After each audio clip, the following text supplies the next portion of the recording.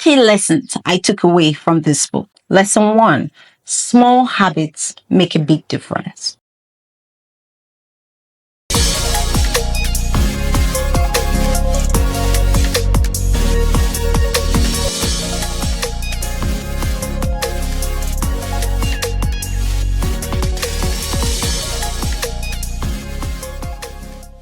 In the book, he emphasizes the power of tiny improvements with several instances.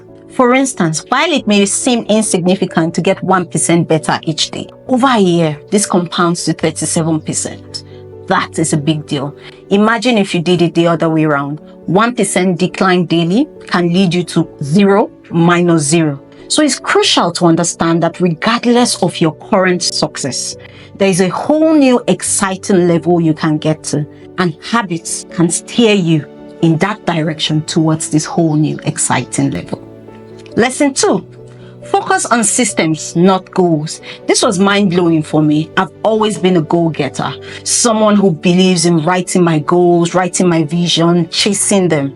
But he now changed my focus from goals to systems. It says goals represent the result we want, true? While systems are the structures and processes that lead to those results. So if you're struggling to change your habits, it often indicates a flawed system in your goal-setting ability. Let's state, you do not rise to the level of your goals. You fall to the level of your systems. So in all thy getting, get systems.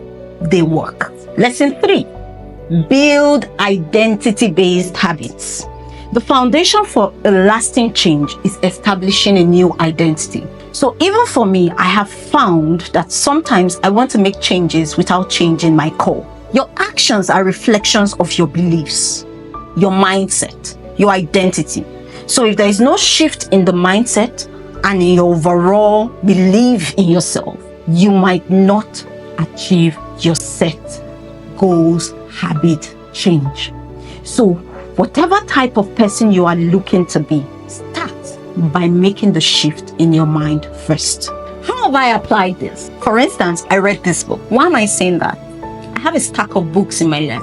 I love to buy books. I used to be an ardent reader, but somewhere there something changed, and I find that I struggle to read 3 pages of a book. So when I saw the book by James Clear, I wondered why it was so large and how I was going to finish it.